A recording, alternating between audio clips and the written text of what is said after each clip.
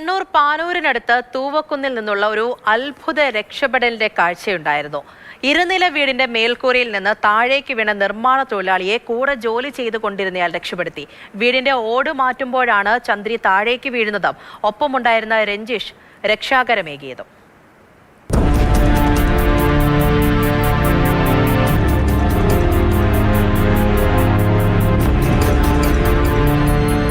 അത്ഭുതമെന്നേ പറയാനുള്ളൂ. ആ ദൃശ്യങ്ങൾ കണ്ടു കഴിഞ്ഞാൽ നമുക്ക് മനസ്സിലാകും. ഒരു ഇഞ്ച് പോലും അങ്ങോട്ടോ ഇങ്ങോട്ടോ മാറിപ്പോയിരുന്നെങ്കിൽ ഒരുപക്ഷെ ചന്ദ്രയുടെ അവസ്ഥ ഇന്ന് കാണുന്നത് പോലെ ആയിരിക്കില്ല. കാരണം കൃത്യമായി രഞ്ജിഷിൻ്റെ കൈകളിലേക്കാണ് ചന്ദ്ര വീഴുന്നത്. മറ്റൊരു ഭാഷയിൽ പറഞ്ഞാൽ ഒരു ദൈവത്തിൻ്റെ കൈയിലേക്ക്.